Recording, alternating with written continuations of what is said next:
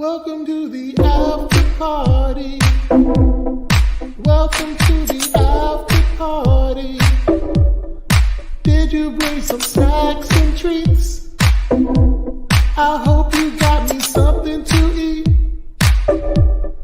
Welcome to the after party.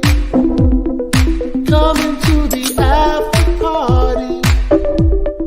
I've been waiting here all day to act like a fool this way. Welcome to the after party.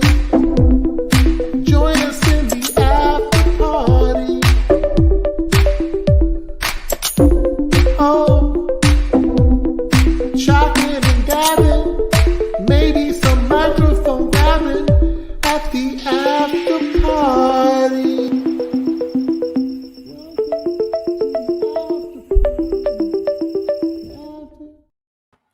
Hey everybody, what's up and welcome to the stream. We have 3 shows to talk about today, and we'll probably cover a couple other random stories here and there. A couple of things before we get started. So Paigey is supposed to be back today. However, he has the flu. So I sent the link to him so he can join if he wants, but he said he was sick. So he may show up. I don't know if he is or not, but so we hope he gets better. Not sure what, the whole details. I just know that he's sick. So we'll see what happens if he's able to make it. Because I know he really wanted to be here. As you guys know, Arrow was his favorite show. Green Arrow is his favorite character. He was really excited to come on and talk about it today. So he's got the link. If he shows up, even if it's like later in the stream, we'll give him a chance to talk about it a little bit. But we'll see where it goes. I sent him the link, but we do have a special guest today. I was going to ask him to join us anyway. So now he is the primary guest, until Paigey shows up, but he's always welcome here. And it is Lance. Lance is in the house today. He came through. I wanted to add a third guest today, and then he ended up being the only guest. So I mean, it's the way it works. This is how the world works, I guess. Anyway, but we're glad to have Lance here, and hopefully Paigey feels better and he swings in at some point. But Lance, how are you doing? How is it going today? I am good. Cannot complain. Okay, good. How's the weather there? It's really nice here today. I got the window open. It's like springtime in the air. I wish. It's like in the lower 50s today. So. Oh, is it really? Yeah. It's supposed to get into like the 60s next week, though. So. Okay, well, that's cool. This week for us, well, actually, it was supposed to rain all day today, but then they changed it, and the rain subsided, and so now we've got nice weather outside. And I think we got your rain. Yeah, my cats are enjoying it. One's in the window here, one's in the window up there. So I like opening the windows when it's nice because it kind of freshens up everything in the house. So, yeah, there we go. We had a super sticker from Josh. Hey Josh, with a super sticker, $5 super sticker. Thank you so much for being here, Josh. And we also have any super chats I'm going to kind of bookmark for a second, so I'm not missing them. I'm bookmarking them, and we will talk about them when we get to the show, because some of the super chats may be about stuff we're going to talk about. So here's the thing. I've already addressed this like a while back. We're going to be doing a stream with Boba and Ben and Paigey all together at the end of like when the Flash ends as a special stream, because Boba can't be here. It's a weird time of day for people in the UK, apparently, because it's like 1 a.m. So he can't be here. So we're going to do a special stream after the Flash ends. So there we go. But we had 3 shows this week. We had Superman and Lois. We had Gotham Knights. We had the Flash. We can talk a little bit about Titans if you want. I don't really have it in the rotation, but we can. I don't know if you've watched it or not. Yeah, we can talk a little bit about Titans at the end because some people may not have seen it. So we'll save that for the end, kind of like the general chat there. Anyway, so you've watched all the shows this week, all 4 of our shows. What would you say? I know this is a really stupid question. What was your favorite show of the week out of the 4 of them? The Flash. Okay, all right, just making sure. It's been a long time since I've been comfortable saying The Flash was my favorite show of the week, because it's been a rough season of The Flash. So we'll get there when we get there. But the first thing I want to talk about, we're going to get into this episode. Let me get it here. going to share the tab. This is going to help me when I do timestamps. Superman and Lois. So we had episode 6. I believe it's 6, right? Episode 6. Yeah. Okay. And it was Of Sound Mind, I believe, is the title of the episode.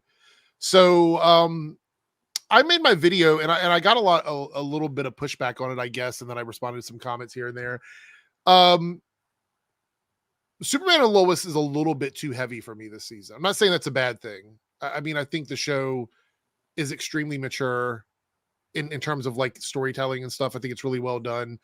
I need them to sort of move along with this storyline a little bit. And I mean, like, not necessarily rush through it because we're 6 episodes in, you know what I mean? But it's hitting a little bit too close to home, I think, for some folks. And that's kind of my takeaway of the season for Superman and Lois. Now, this episode in particular, though, we did get some revelations for things with characters, which I thought was quite interesting. I wish we would have had more time in this scene because these were a couple of pictures we had with Bruno and Superman, and it was literally like a blip in the episode. I mean, it was about as blippish as you could possibly get. What did you think about this week's episode of Superman and Lois? Are you enjoying the heaviness of the season, or are you? I mean, how do you feel overall about just the show up until this point? Well, up until this point, I thought that they were, the cancer storyline has been there, but I didn't think it was as heavy. This week they really they went there, and it pulled me out of it a little bit. Mm-hmm. So I can see, where people were saying like, okay, yeah, this is real heavy. And because like you said with you've had family members and stuff like that have dealt with this. So have I. So I'm like, wow, that really is how these conversations go. So I have a friend right now that was just diagnosed with cancer like 3 days ago. So it's like it's hard. It's hard for me to tune in, and you know what I mean? Like if it's a movie, if you're watching a movie where a character has cancer and that movie starts and finishes, you're done with the story, you can move on. But this is every week. Yeah. It is week to week to week. We're 6 weeks in now with dealing with this. And it's just actually we missed, so we're 7 weeks in technically because we had a week off. But we're into this now, and I just find that so we find out that what is the woman's name? Pia. Bruno's wife. Pia. Okay, I knew it started with a P, but I couldn't remember. So everybody sort of had this roundtable thing, but you said very early on that you thought Pia was going to be Onomatopoeia. Yep, I called it. Did we know her name before this week? Before this week, I think she mentioned it to Clark last week. I think she did because that was her first actual episode. Was episode 5. Yeah. So I think she said what her name was. Pia, Lance. Yeah. Her name is Onomatopoeia. Her name is Pia.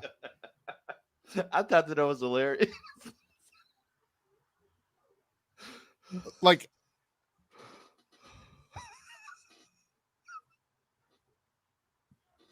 I'm just saying, you know what I mean? Like, I'm not. That's trying to help me writing for you though. I'm just saying. Okay, I want to give a thank you to 3Dub for becoming a Team Eric member in the enhanced slot. Thank you so much, 3Dub, for the support. Do appreciate it.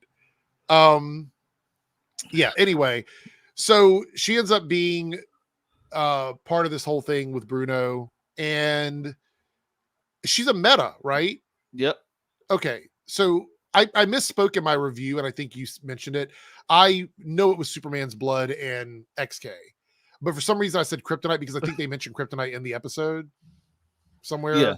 They talk about kryptonite. So yeah, that to me was like, okay, I see what's happening here. It does feel a little bit like, I don't know, there was kind of a Smallville storyline where they did something similar to this. And where people like the beginning of the series, people got powers from the wall of weird, from the whole alien. Like, it's very similar, not exactly the same, but very similar, where the powers are just random powers. So apparently she is losing her powers, I guess, because of either the treatments aren't working anymore, or the cancer is becoming too much for her. Something along those. We're not totally sure yet. Um, but a lot of people were wondering if she was going to be tech or if it was going to be, something else. I think it's safe to say she's a metahuman. Yeah. Yeah. Okay. I think we're all kind of agree with that. And Laura, I see your Team Eric member chat. We're going to save that though when we get to, because I want to wait. We're going to get to the Flash in a moment. But thank you. So what do you think of this reveal? Were you obviously you weren't super shocked, but what did you think of this reveal overall? Did it make sense to you? Did you, because there was a fake out with that other actress that people were saying was going to be under the mask and ended up not being her. So what did you think of this? Predictable? Did you like it? Did you not like it? Was it too on the nose? It wasn't too on the nose. Because like I think you and Paigey said it somewhat last week in your reviews, Bruno's a sympathetic villain. He's a bad guy, but he's doing it for a reason. So me thinking this all along, it made sense. Now, did I think that they were going to be married? No. Okay. I'm thinking that she was going to be the Mercy Graves to his Lex Luthor or something like that. The Miss Tessmacher to his Lex, like on Supergirl. Did I think they were going to be married? No. Because I was still under the impression that maybe Bruno was having something going on with Darlene and, being tied to Mateo. So I was still thinking that. But okay. All right. So now that we have this reveal, what do you think's going on with Mateo? Because we now know that that's probably nothing to do with Bruno, Mannheim, and Pia. So what do you think the situation with Mateo is? The situation with Mateo is, I still think that that's Darlene's son. It's a reason why whenever he comes around, John Irons is nowhere to be found. Right. If John Irons sees him, he's going to be like, wait, that's my nephew. You. That's my nephew. So it's a reason like they're strategically keeping them out of scenes together. Mm-hmm. And according to some synopsises for an upcoming episode, they are going to meet. Like, I saw that. Parents. Yeah, I saw that. So that's going to be, could you imagine? Like they're trying to like date or whatever, and they end up being like cousins. That's just no. But we also had some stuff with Kyle and Chrissy in this episode, and the whole Lana and Sarah and Sophie stuff. Some people said that was their favorite part of this week's episode. And I was like, really? That was your favorite part, with like the firehouse stuff with Jonathan, and like there was nothing wrong with it, but I'm just like, I don't know. It feels a little weird. So we have this very serious like cancer storyline going on. And then we jump away to like this stuff with Sophie and Sarah and Kyle, which, by the way Lana treated him on the phone was uncalled for. Like about the whole, because she was mad at him because he left her, but Lana leaves the kids all the time. Yeah, like y'all acting like y'all care about this little girl now. You leave her with your relatives. You leave them at the house by themselves. Her entire story about like being forgotten was hilarious to me, because that's literally the way it is on the show. And we also have a little bit of that on the Flash with Wally with that whole storyline. So it's just kind of funny that they addressed it. It was just meta commentary all week. It absolutely was. Nothing wrong with that story. We're not going to talk much about it. It's family drama stuff. It's fine. I think whatever it's going to be is what's going to be. I feel like they're creating storylines for Kyle because Eric Valdez loves the role so much and he's so supportive of the show. So I think they're trying to avoid one of those Black Lightning situations where they get rid of a fan favorite character or somebody that really loves the show, because that'll cause drama on set. So they're giving him stuff to do. It's fine. But I'm not too caught up in that. We have the stuff with Jordan training to be Superboy. With the hologram stuff, which I thought was really well done. And he actually made some decisions where Superman was like, oh, yep. You know what I mean? Like when he was facing and he let Bizarro come up behind him, and Superman thought, okay, he's going to get hit here or whatever. And then that didn't happen. I find it hilarious, though, that Clark, you programmed Bizarro in as a villain when you know good and well Bizarro wasn't really one of your villains. Like, yeah. Oh, look, Paigey has arrived. Paigey is here. At my father's. All right. Yeah. How are you feeling, Paigey? Is he going to speak? I hear AC running, or heat, one or the other. There he goes. Sorry. I'm back. Are you feeling better? You sound better. Are you feeling better or? Oh no, it's just like felt drained. Oh, okay. Did someone give it to you during your birthday event where you hang around people that were sick and they gave you? Some like bald dude with a red tie injected me with something. So. Oh, okay. All right. Well, there we go. I think his name was Johnny Sins. It was something like that. I can't remember which one it was. Okay. I got a very aggressive direct message via I think it's twitter.com from the DJ Eric account saying if I didn't show up I would be castrated. So whatever that means. Oh yeah, that's definitely what I said. Definitely. Yeah, he said he'd do it personally. Hero's Journey. What's with the wolf noises? Who's making? I'm not making wolf noises. That sounds like Lance would do. What? Wolf noises. I don't know. We're not even gonna go there. Anyway, so we had the trading situation with Jordan, and you said Lance, it was interesting. He was programming Bizarro as a villain in that scenario. Is that what you're? It kind of it's funny because he wasn't a villain, but it's kind of foreshadowing, like that he knows that Bruno has Bizarro's body. Okay, so question: do you think and this is for everybody, and I want the chat to chime in as well. Do you think we're going to see Bizarro as like Bizarro at some point, or will he already be changed into whatever this creature is by the time we see him? Like, is he just going to be Bizarro? Because then that would mean Tyler would have to pull double duty if they make him a creature. Most likely, it'll just be a stunt person in the suit. So, do you think we're actually going to see Bizarro, or whatever Bizarro becomes? Which is most likely? Gonna be whatever he becomes. I don't think they're gonna have Tyler pull double duty. Okay. What about you, Paige? Do you think we'll see actual Bizarro return? Haven't we already seen a Bizarro return? No, I mean like fighting with Superman, not laying on a table. I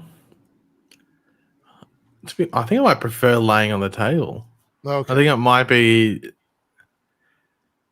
at least it'd be a consistent storyline. You know what I was thinking though? Like, how much must it suck for Tyler to have to sit through all that makeup process just to lay like this? Yeah, but I think it's CGI now. Is it? It was always CGI, wasn't it? I thought it was some face paint though. Sometimes it was face paint, but like after the initial one, I've seen like some face paint like it's a 3-year-old's birthday. I've seen some like somebody shared like some before and after like photos of like behind the scenes stuff, and it's literally they would put like the scars there or whatever, and like put like put some stuff to darken his eyes, but other than that, like the paleness was just effects. Oh, so okay. Well, I'm sure he didn't mind it. Probably not. It's interesting though because they would have to. It's people don't realize this, but it is quite expensive to do scenes where he's talking to himself, not like the scenes like you see from the back. Like if he's fighting a stunt person, it's a person. But in the green screen shots, like where they're both there together, those become really expensive to do. So I don't know if we'll see that at all. I'd like to see it because it'd be nice because Bizarro got punked during his battle last season. So I'd love to see him like return in some capacity. But anyway, Thomas Scotty with a $5 super chat and a Team Eric member. I think the difference is it's a real human illness, not people dying from metahumans, etc. So maybe it's relatable and drags people down. I've said this before. I do believe that is the case, but I think the show is doing a really good job with it. I think the issue is they're doing too good of a job with it. Yeah. That's the problem. And I think, going back and, watching the season on a binge, it's probably not going to be as big a deal, but spread out over weeks of time, I think that's the issue. But I know that we're going to reach a point in the season where they will address this and hopefully move on from it, because I don't think it's going to last all the way to the end of the season. I don't personally think it will. I think we're going to wrap it up by the penultimate episode at the very latest. I just hope it isn't something, quick and fast. Yeah. To like cheapen the whole storyline. Let's see. What are you laughing about now? Nothing. Cheap and fast is cheap and fast. Lunchtime quickie. Is that what Lance's referring to? Remind you of something in your life. Honey, I brought you your lunch. What do we think about Jordan's performance as Superboy? Are you happy with what he's doing? I mean, like when he went out in the field and everything, because I feel like it was a very realistic depiction of him, like in his first battle, not knowing. Well, I saw people bagging the suit. I'm like, I mean, it's just what did you think the suit was going to look like? And they don't read comics either. Well, it's not even that. Even when he like pulled it up, you could see the hood there, and then he had the goggles, and then he had like it was like a leather sort of like jacket sort of thing. Like, what do you expect it to morph into something like red or something like that? Like, yeah, so it didn't last long. It didn't last long at all. Well, yeah, I mean, because I mean, I thought it was going to be more durable than that. He stopped a flood, got mud all over him, which I thought was like really funny. And then when he went, but the interesting thing is we find out that kryptonite does not affect him the same way it affects like Clark and other Kryptonians. I was thinking about it in season 1. Doesn't he get like exposed to kryptonite? So unless it's his body developing differently. No, I was going to say I thought it was he got exposed to red K. I don't think we've seen him get exposed to green K. I don't know. That's a good question. No, not red K, like red sunlight, but I don't think we've seen him because I've always wondered like what would happen if he were to get like just attacked with kryptonite. I don't think we've ever seen that. Maybe. That's a good question. Well, here's the question. Here's another question though. What do we think this means? Is he like partially immune to it because he's half human? Is that the reason why? Or yes, Detective Eric, I'd assume that's no. I mean, like because the reason why I asked that is that it begs the question of why Jonathan doesn't have any powers. It just doesn't make sense because we're not talking about a metal. We're talking about DNA. See, I think I saw Lance bring this up. I think he's got. I don't know why Lance used this term, but so Jordan has he's like Superboy, like kryptonite or Kryptonian powers, while according to Lance, Jonathan had like the Riz or something like that. I don't know why this was brought up by Lance. Oh, he surely did get sick from the. He got sick from so that means he was affected by. kryptonite. Oh, yeah. I was going to say it was in season 1, wasn't it? I forgot. So they're retconning something already. No, but it's very important to remember he still was going through puberty. Yeah. That's where he's developing his powers. So maybe since that point, he's still affected by it, but not in the same way that Superman is. It wasn't as bad as Superman either. So no, because he should have had like a hole blown through his chest. I think that's what should have happened if he got affected the same way Superman did. Yeah, because it was a kryptonite shotgun. Yes, that's true. Interesting. So I don't know. Are they going to address? Do you think they'll address it? Or are we just going to like skim over that? And because the show, we say, I see people saying it's bad writing. It's only bad writing if they don't explain it. That's the only way it would be bad writing. If they actually explain it, then this is just something you don't understand. And they literally touch upon it in like, what was it, the second last scene of the episode? So it's obviously something that's going to be brought up again. So I don't know why people always just jump to bad writing. It's such a weird. Somebody said Jonathan got recessive gene. Well, that's my issue. Look, we're not going to go into it because I've talked about it a million times. It doesn't make sense for Jonathan to have 0 powers because he's half Kryptonian. Now, he may not have all the powers of Superman. He may not be like he would have some enhancements. He would not just be a normal human. That just doesn't make any sense. So, like for me, him not having any powers seems like a choice. Like, I don't know why the writers decided to do it. But Paigey, I don't remember if it was you that said it or if maybe I heard it somewhere else, but having both of them have powers would make the show very boring. Because there has to be that different dynamic. Though I do feel like they struggle with Jonathan a lot of the time. They do because he doesn't have anything. I feel like maybe if he just had super speed or something like anything, just give him one thing. Give him like super hearing or something that or maybe he doesn't have all the powers all the time. Maybe they come and go for him. That would be interesting. But just not giving him anything, like no suit, no powers. He's joining the fire department. Like it's such a boring thing for him as a character. And I know in the season 1, they covered the fact that he was like an all-star football player. And, that was his storyline. But that's so far gone at this point. Once again, I think Lance might have brought this up. Wasn't that like a potential All-American spinoff, like, or crossover situation? He'd head to Crenshaw, Maybe. get called white boy, and then get. I'm back to Smallville. Can't handle it here. Yeah. Get schooled. Yeah. But I will say this though, that was an interesting story in season 1, but we're in season 3, and we've had the failed romance with him and his. I think he's had 2 different girlfriends since he's been in Smallville. One of them was dealing drugs for her father. Flex. Yeah, I don't know. So here's the thing though. You're talking about reality, right? Like you're talking about real science. I'm talking about like from the perspective of like pseudoscience. We're talking about an alien and a human.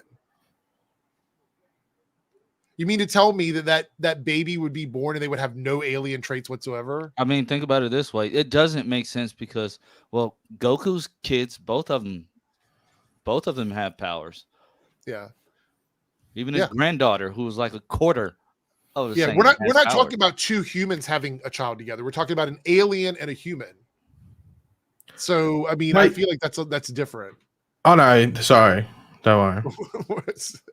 I was gonna say, was Gohan a bitch, but I don't think he was. No, Gohan wasn't a bitch. No. Well, the only thing that made me mad, because I loved like when Gohan got older, I thought he was a great character, is when he gave up when he gave up his powers to become Mystic, and then all of that went down with the Majin Buu story. Like not happy about that. But did you see Beast Mode Gohan? Because he came back. And he had Riz, as Paigey likes to put it. He gave him. I didn't put it that way. You're the one that said it, man. Yeah. But that doesn't make sense, though. If they have full powers, why doesn't John? They have to explain it. I think they did it that way because everybody was expecting Jonathan to be the kid with the powers. Like, will we be having this conversation if it was just Jonathan and not Jordan? Okay, so there was a couple of decisions that happened with this show that I think kind of formed where we are now, which is going from 1 kid to 2, which was a big change that happened after Crisis, right? But not only that, but then aging them up, which was a big red flag because we're like, okay, wait a minute, they went from like babies to teenagers. Like, what happened here? So all of that went down. But I think from a storytelling perspective, they were like, it would be more interesting if one of them has powers and the other doesn't. And yes, to some degree, I thought of a lot of ways it could have been even more interesting, like separated, they don't have powers, but together their powers work, things like that. Like I thought there was interesting ways they could do it. Well, maybe possibly. A little dance. But they're also twins. Yeah. So that makes it even more strange that. Well, no, because then they can make something that's like, how it's like Captain Planet and stuff like that. Well, powers combined.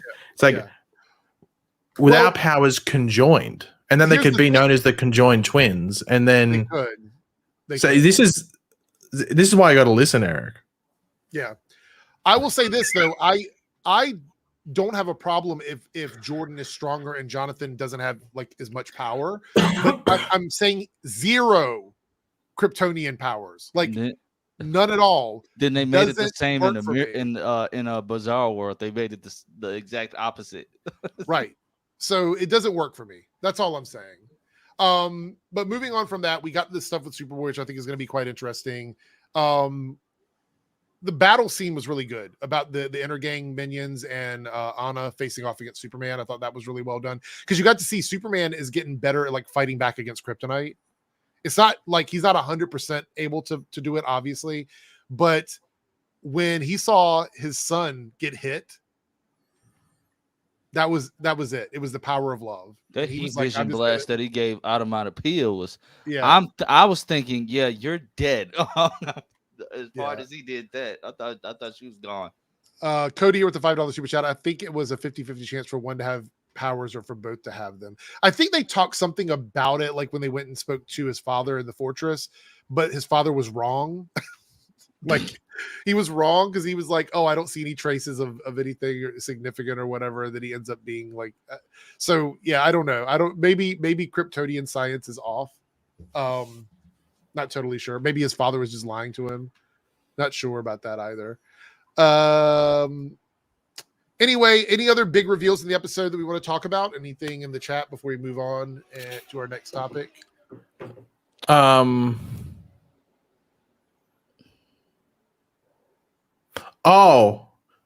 I don't know. It's probably like a side story. I don't think it's going to happen. Oh, It seems here we very go. like fanfic as well. Here we go. I just have a feeling Jonathan's going to get it on with Sarah.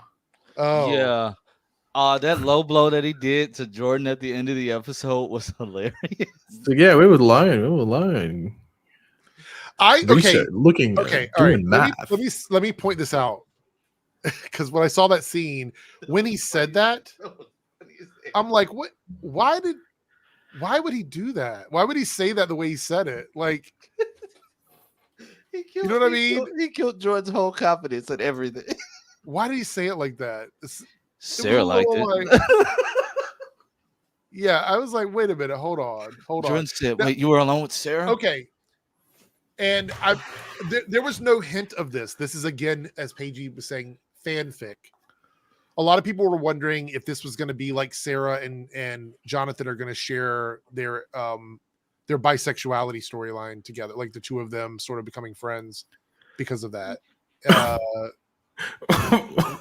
Would it be like they're bisexual together, so they share that other side of the? No, so they're mainly attracted to the same sex, but then when they want to have fun with the opposite sex, they're like the friends with benefits. So they're like the okay. So first of all, I hope that is not what they do because that would not be. Well, that's what you're suggesting. No, I'm saying that he may tell Sarah this secret about himself, and then she talks about her situation with the camp situation or whatever, and they bond as friends that way, and that makes they things both go to complicated camp for Jordan. As long as they both go to camp. As long as they don't do it like they did Tim's, where it's just like this isn't. Out by of the way, the blue. this is not me. This is not I. This is literally Twitter conversation. I didn't say this was not my theory. Well, I saw people on Twitter. That was in the chat. Eric is referencing Twitter as a reliable source. Yeah. So I did not. No, when I say it was reliable, I didn't say it was reliable. You did. You might have forgotten, but you just said it was reliable. So Josh did not said use that this word. one time at band camp. Did not use the word. Okay, so we're going to talk about a show that Paige has not watched, but only briefly because I just want to. Well, yeah, you talk about because I'll be back in 2 seconds. Okay, all right. 2 seconds. This week, and I don't even remember the name of the episode, to be honest. So let me look on my DVR. It's the Meet Joe Chill episode. I know that. I think that might be the name of it or something. Chill in Gotham. With the random fight scene at the end that I don't know where they were. I don't know how they got there. I don't know why they were there. Yeah. I tuned out. Okay. Moving forward, I may or may not continue to do short reviews of Gotham Knights. It just depends on how I feel, because this one I even had to think of something to talk about in it because it was just look, the show's not awful, but it's dragging on now. Yeah. How much have we Okay, so here's my thing. We're 6 episodes in. How much of the mystery have we actually uncovered 6 episodes into this first season? That the court leaves coins when they're gonna kill you, and that apparently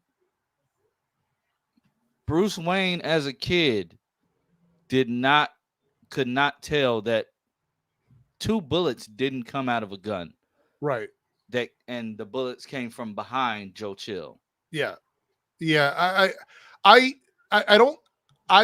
so here's the thing. I think the production quality is fine. It looks fine. It's not bad in that regard. I think the fight scenes are pretty good. Obviously Misha Collins is the number one best part of this entire show. And unfortunately, it's not his show. He's a supporting character who they're trying to give a lot of storyline to. I don't know. There are parts of the show that I like, but the problem is that at this point, the mystery should be further along. I feel like we should be already investigating into the Court of Owls in a bigger way. Because we had the Joe Chill stuff, who, by the way, was accused of killing Bruce's parents, but actually says he didn't do it. The Court of Owls did it, and he was innocent. And I guess they allude to the fact that Harvey's other persona is working for the Court of Owls, which okay. I think we should get an episode where we see flashbacks to him doing all of these things. Just give me a Harvey centric episode.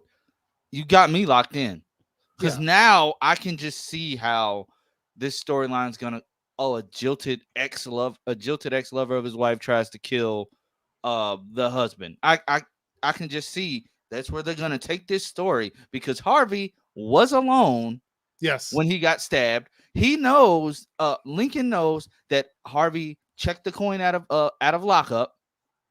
Harvey knows that apparently he did it. It's a paper trail, and Lincoln's not dead. So Right. Okay. So that's the thing is this whole situation with him and Lincoln that we saw in this episode where he gets stabbed by Talon. All of that was set up to tell us one thing and one thing only, that Harvey's other personality is working with the Court of Owls. And now Lincoln knows this. He's not dead. He's in the hospital. Which, by the way, if the Court of Owls is as powerful as they say they are, why is Lincoln still alive? exactly, if Talon is as skilled as as he says, and trust me, if he decapitated 6 detectives, and mailed their heads to GCPD, he's pretty skilled. But you left this guy alive. Yeah. Yeah. It's a little bit, it's okay. So in the beginning, the first few episodes, especially episode 4, I think, which was really good. Yeah. They did a good job of establishing the show and making me believe that there was something here with Gotham Knights. We're 2 episodes beyond that now, and the show is starting to do what I consider to be like the CW formula, and it's padding time in episodes, because I don't think we made very much traction in this episode. None whatsoever. Like, where were they at? Like, did they just want to go stop some drug smuggling, some drug dealers? Yes, yeah, because they needed them to do something while this Turner thing was going on with Joe Chill. So, yeah. And Duella stayed at home because she says, because what? Yeah, I don't know. I missed all of that. Right now, Titans is better than Gotham Knights at the moment. But Gotham Knights is not, it's okay. It's still not awful. Listen, this is not me saying the show is awful. I need the show to pick up the pace a little bit. Get back to where it was in episode 4. That's when it had me locked in. Yeah. Kata says here, why didn't Talon just chop off Lincoln's head like he did the others? Because I believe they left him alive for a reason. I don't know what the reason is. But if they don't act like it was done on purpose, then they need to get rid of Talon, because he's supposed to be their personal assassin. Exactly. And you know what else I hated? The fact that Harvey stood there. First of all, Harvey, you saw they could have showed like it was some like inner turmoil with Harvey trying to like warn Lincoln about who was behind him. Because Harvey, you saw Talon standing there for at least a good 10, 15 seconds before he stabbed. You could have said something before he was literally putting the knife in the back. Yeah. Like, and then you just stay, and then you stay at why did you stay at the scene of the crime after the body was already gone, just to give us more Two-Face imagery with the mirror? I thought that was cool though. I mean, it was cool. I'm just saying, it's just I thought that scene was cool. It was just weird. Like, you're still there. Why are you still there? And also, where were they at? What do you mean? Where Lincoln and Harvey were? Yeah, where was it? Wasn't it Lincoln's place? Was it? It looked old and abandoned to me. I mean, I thought it was. Maybe it was just dark. I don't know. I thought they were alluding it to being one of Lincoln's offices or something. I could be wrong though. I'm not sure. So look. Here's the other thing. Yes, I totally agree with this. But I have thought from the beginning that the Court of Owls as an idea is interesting. But characters like Talon are more exciting and more interesting than just the idea of the Court of Owls. On top of that, you need someone that feels like let's be clear here. I don't think that the Gotham Knights could beat Talon. Nope. I know that they have quote unquote beaten him, but I don't think they can beat him. He can reanimate. Yeah. On the other thing with Brody and Carrie at the hospital. Look, I just need to see them infiltrate the Court of Owls at some point. Yes, they need to be closer to figuring this out. I feel like This is only going to be a 1-season show, everyone. This is not going to get another season. That's what, and then I was thinking that, like, even if they did get renewed, what would they do? Like, what would there be to do? Yeah, I don't know. I'm totally lost on it, to be honest. Anyway, so this episode for me is like a middle of the road episode. I'm going to say this episode falls somewhere like a 4 or 5 for me. It's just okay. There's nothing amazing about it. There's nothing necessarily awful about it. It was just kind of boring to me. I know some people are going to disagree with me. Matter of fact, give your scores in the chat for this episode and give your scores for Superman and Lois. I forgot to ask people about that. Drop your scores for Superman and Lois. What would you give this and what would you give Superman and Lois?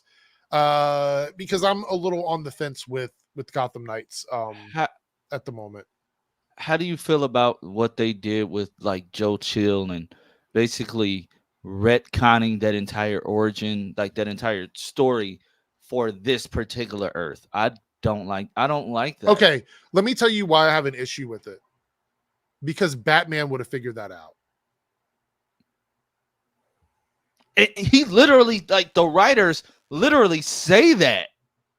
Batman would have figured it out. Because here's the thing, that would have been his defining moment, which means he would have fixated on it and he would have investigated it and he would have figured it out. Because if he didn't, then he's not the greatest detective in the world.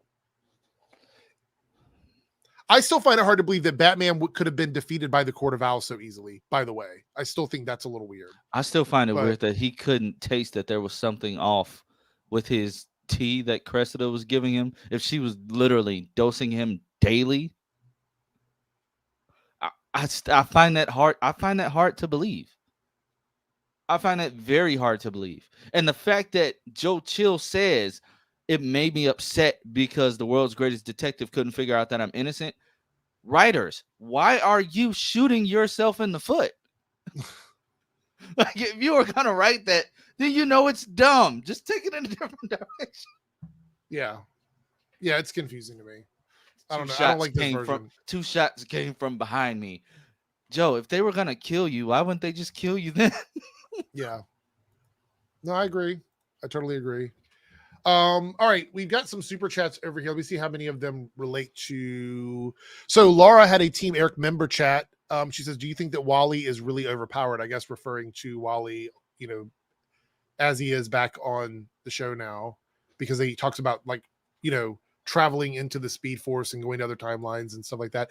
I don't think Wally's overpowered. I think Wally's priorities are different from Barry's. Like, Wally is not out there, as Kid Flash being a superhero saving the world, right?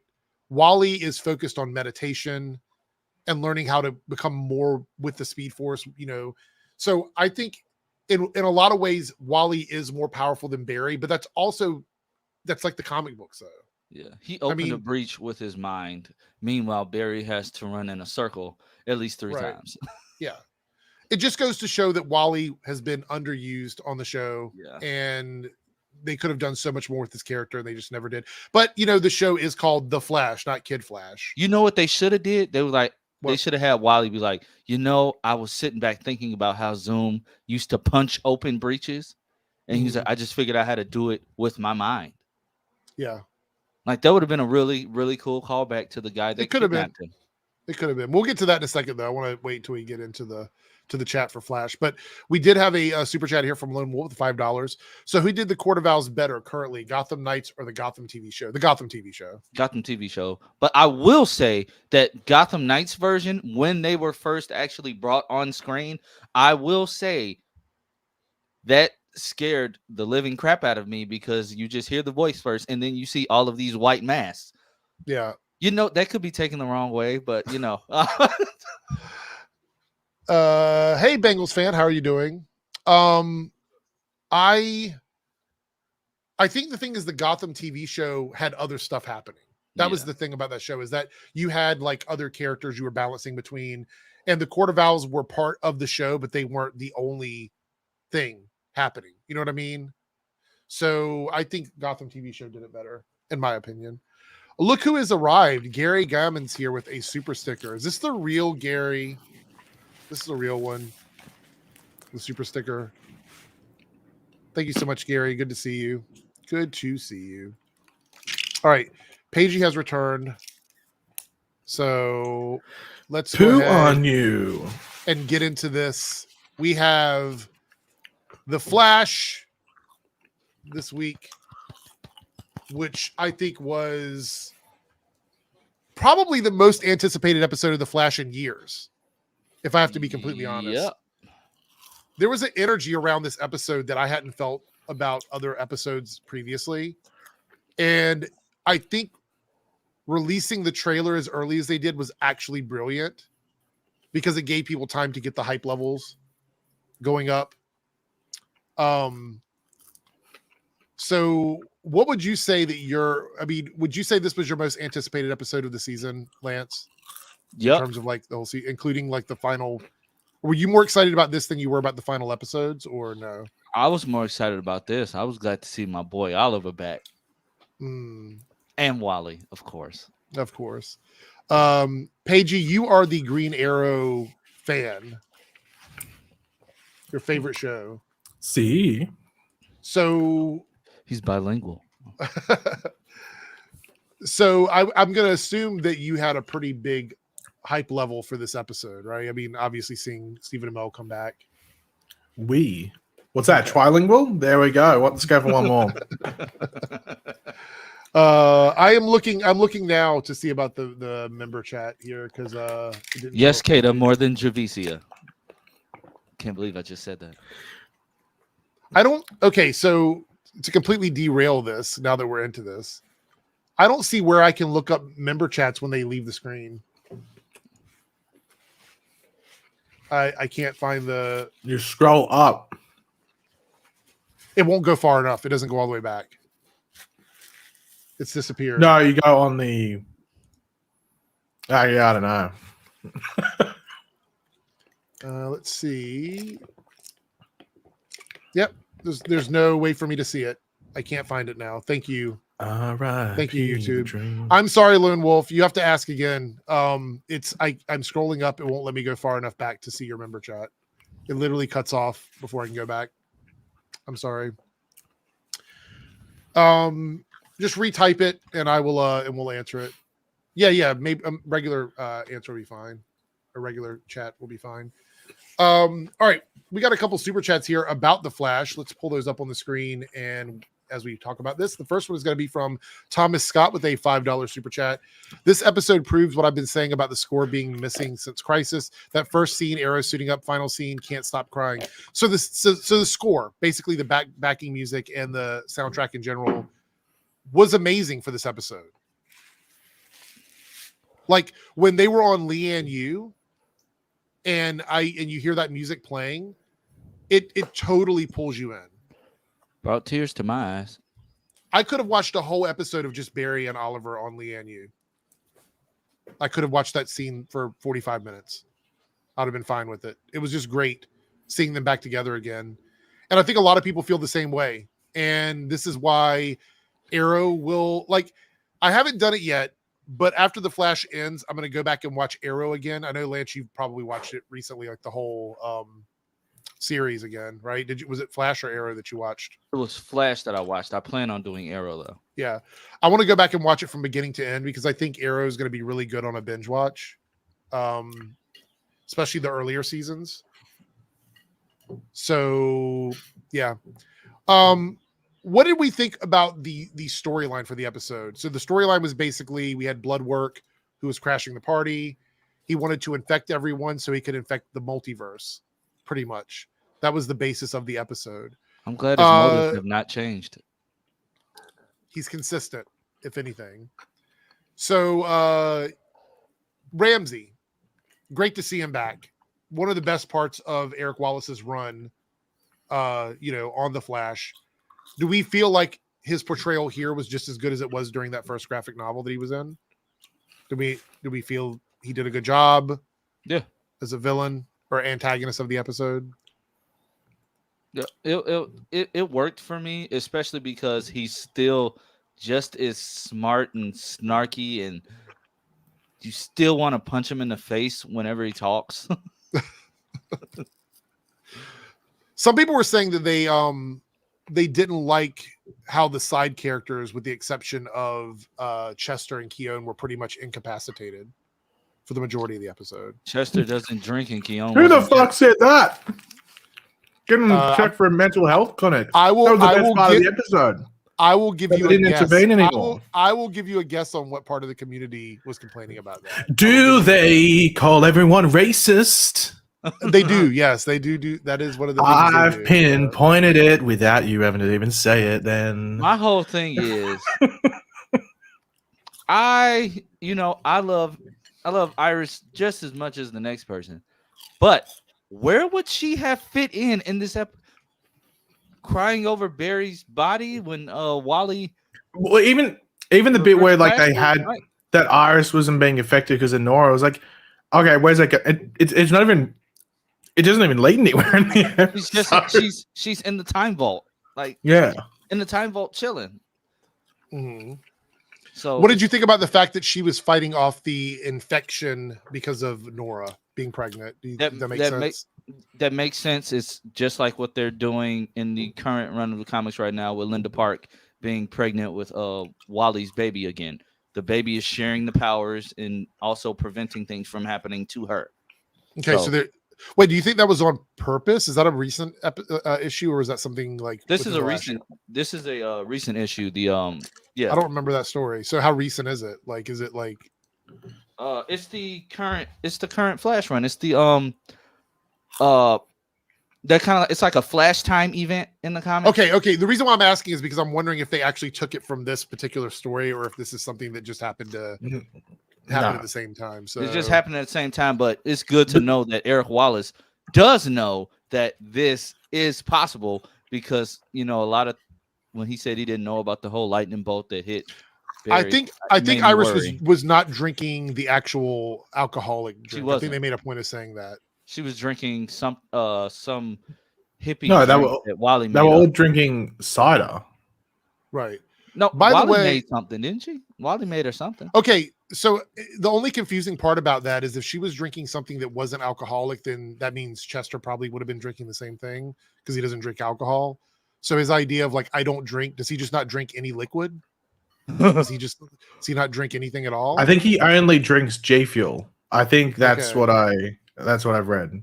Also, he was laying on the floor with everybody. So I think he just dropped when he seen everybody else drop. That seems like a very Chester thing to do. I mean, maybe, but like we were watching it together, and a couple people pointed out, they're like, well, why was he laying on the floor then if he wasn't affected? I'm like, I don't know. Maybe he fainted when he seen the blood coming in. I don't know about that one. Anyway, so then we have this these scenes with Wally and Bloodwork, and then we have the scenes where Barry is being manipulated, and he's like, you can't trick me anymore, etc., etc. But Bloodwork offers Wally sort of what he's always wanted, because we get it sort of dropped at the beginning of the episode that Wally feels like certain things are unfinished, and Barry's being typical Barry and like, what do you mean? You got this, you got that. But it's like, Barry, like, Wally has been like, the whole reason he left Central City in the first place was because he felt like he just didn't have a place there. Yeah, but at the same time, I get I get where Barry was coming from, because Barry was like, isn't that why you left? Yeah. And then when he did come back in season 5, Joe told him, you didn't finish what you set out to do. So I get where Barry is coming from. Like, you've been gone for a long, long time. You make it seem like everything, when you came back a couple years ago, you made it seem like, everything was cool. I'm pretty sure they have checked in with each other since the Speed Force has been back. Okay. So it does like, I'm not going to disagree with you there, but I will say, for example, you have a friend that you've known for years, and they come back and tell you that they feel like that something's not finished for them or whatever, and your immediate response to them is to gaslight them. Wouldn't you say, what do you mean? Tell me what's on your mind. What can I do to help? Why would you immediately start listing off everything that's good to them when they're telling you that they feel like there's something missing? You know what I mean? Yeah, I get what you mean, but at the same time, Barry literally had the question, like Barry says things without saying things. So when he's true. Like, what did he just literally ask, like, what do you mean you left? And Wally Yes. just immediately went back to, well, like we had Salty Cisco. He went back to season 2 Wally for like 5 seconds. I'm like, that bro, is true. talk. Okay. That's There your were problem. You flashbacks don't in this talk. episode. There were flashbacks in this episode, but they were appropriate because some of this stuff happened like a decade ago. So I get it. Like there were some flashbacks. But also, is it a party foul to show up at somebody's birthday party and start talking about like bad things in your life? Like, can you imagine? It's like, happy birthday. And then your friend shows up. He's like, man, I just got fired. Oh, party foul. Like, I don't know. I feel like that might be a situation. Anyway, so Bloodwork manipulates Wally and promises him all this stuff, and it works. He falls. He's lost in the sauce with this situation with Ramsey, and he does our favorite little move to kill off Barry. I just don't see how Barry didn't see that coming. I mean, it is what it is, I guess. Anyway, so he ends up dying and he gets on Lian Yu. Now, before we start talking about this next part, we got a few super chats. Let's get to those because I want to move through all the Oliver stuff as we can. Thomas Scott with a $5 super chat. Not rewatch scenes from Flash since Crisis. Love the score of this episode. Rewatched many times. I want Ollie to repeat the speech from the pilot, and he did. So that's one of the things that I think Darren got a little love from Stephen Amell on Twitter because he mentioned about things he wanted to see, and Stephen Amell retweeted him, and I thought that was kind of cool that that he's engaging with the fans like that. Do you think all the speeches and the you failed the city and stuff, was it too corny and cringy, or was it just what we needed in this season of The Flash? It's just what we needed, especially the way before he said you have failed the city, the way he said Ramsey's name, like all cocky and stuff. I'm like, this is what I've been missing. Like, this was a love letter to the fans. And I honestly think that Steven had a lot of input because I don't think we would have gotten this if it was any other season. I don't think we would have gotten this at all. And honestly, if Steven just said, yeah, I'll come back, I'll do whatever you want. Like, a lot of people were scared that it was just going to be like some time travel episode. Right. If it was a time travel episode, I don't think it would have hit as hard as it did. It wouldn't have felt right. We were worried. Remember, before this episode even came out, we were worried on whether or not this was actually going to be some sort of time travel or some sort of like possession type situation, or to be all in Oliver's or Barry's head or whatever. I'm glad that we were all wrong on all of that. Yeah, I'm glad we were wrong, because that would have been too complicated. This was already sort of a complicated story anyway. So, what about you, KG? Hold on. Everything. You were the only one saying that shit, Eric. No, there was a lot of articles and people coming out saying that they believe this was going to be that was going to be where it was going to go. Okay, if I say bring up the article, is it going to have screenrant.com in front of it? I mean, maybe it does. I mean, it's possible. It could be a DC TV show video that made that said it. I don't know. People were still confused as to like, this is how Oliver came back. Everybody knew he was the Spectre. Why is that like confusing to people? Yeah. I don't think that. I mean, I don't understand that one either. So Thomas Scott here, another $5 super chat. Thank you so much. Goes, finish my Arrow rewatch on Wednesday. The new episode of The Flash on Thursday. Can't believe Arrow ended 3 years ago. And he said you failed the city. This will be the last time. I did hear that Stephen Amell has made some comments. I haven't read the articles, but he's made some comments where he would love a chance to come back to play Green Arrow again, even in a limited 8-episode season or something, which is weird because he was the one that tapped out of Arrow. Yeah. He tapped out of Arrow to go do this other thing. And now he's like, oh, I would come back and do it again. I truly believe that he loved playing this character. Like, I feel like he really loved being Oliver Queen and Green Arrow, and coming back to it might have created that spark to make him want to come back. But, we'll see. I think he even mentioned in passing that he would love to be Green Arrow in the DCU. Do you think that would happen? Do you think James Gunn would hire Stephen Amell to play the DCU Green Arrow? Would we want that? We already know Chris Pratt's going to be the DCU Green Arrow. I don't know, Paige. Would you want Stephen Amell to come back? Well, Eric said it was going to be Sean Gunn. Oh, it probably that's actually you know what it's if you're betting on the DCU, it's this actor or Sean Gunn. That's literally like that's who it's gonna be. If there's any male character, they look. Ooh, what could the fan cast be for that? It's probably going to be Nathan Fillion, Michael Rooker, or Chris Pratt. That's probably your top 3 choices. Nathan Fillion is going to be Hal Jordan. I'm calling it now. No, he's too old. He's going to be Hal. Do you think James Gunn cares? It's going to be Hal Jordan. If it's, I don't think it will be. I think he'll pick. Honestly, do you want my prediction for it? And I don't even know what the age difference is there, but it would not shock me too much if he picked Bradley Cooper. I can see Bradley Cooper. I can see it. I can see it. I can see it too. Speaking of Green Lantern, we got a little tie to that in this episode. It was when Oliver and Diggle had some great. By the way, they had great moments. All of their moments together were fantastic in the episode. It was so good to see Diggle actually get a chance to, say goodbye to Oliver. But Justice U is gone. Not gonna happen. Because not only is David Ramsey not really in season 3 of Superman and Lois, which is one of the avenues they could have gone with, but in this one, Oliver confirms to Diggle that his brightest days are ahead with him and his family. So R.I.P. the dream. Did we really think the Justice U show was going to happen? I mean, nope. And don't forget, Diggle, the box was a test for you, and you passed. The cube was a test. He said cube. The cube was a test. So the cube was a 3-year test that caused him pain, and the only reason he passed it was because of a depowered supervillain. Mm-hmm. That he just took a chance, just went out on a whim to go visit him. Yeah. Okay. That's what friends are for, right? That's what friends are for. So there we go. I've never seen Oliver hug so many people, though. It was refreshing. It was. I will say though that part of it was some Eric Wallace shit.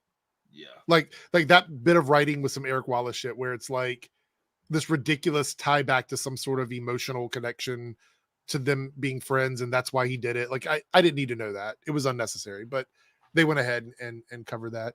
Ashbury on here with the $5 super chat. Man, Cisco is just a bum. Oliver came back from purgatory to wish Barry a happy birthday, and Cisco can't even. I mean, true. Do you think Cisco declined the invitation? Do you think Barry was like, "Hey, Cisco, I'm having a birthday party. Would love for you to be here." And he's like, I'm busy. What would you do if your best friend didn't show up for your birthday party? Well, that would be pretty fucking awful. Pagey didn't show up for mine for like the past 2 years, and I invited him. Oh, so. That was intentional, though. That hurt. I will say this would have been the perfect episode to have a video call with Cisco. You know what I mean? Like to have him call in and wish Barry a happy birthday. The thing is, I wasn't surprised there was no mention of Cisco, at least as the episode was airing, because Grant Gustin said that Eric Wallace sort of, and like they agreed to like sort of make an effort that if someone wasn't in the episode, don't just or that they weren't going to show up in the season, don't mention them. Right. In a situation like this, it's like, oh, Cisco messaged and this is why he couldn't show up. So they avoided that makes sense, but it does suck because they did so many things right in this episode. That would have been a nice little like olive branch to people that want to see Cisco come back to the show. So, but I guess it is what it is. Also, we had the mention of the death of Caitlin. Yeah, that was. Speak on this one, Lance. How did that whole scene make you feel where they brought that up? And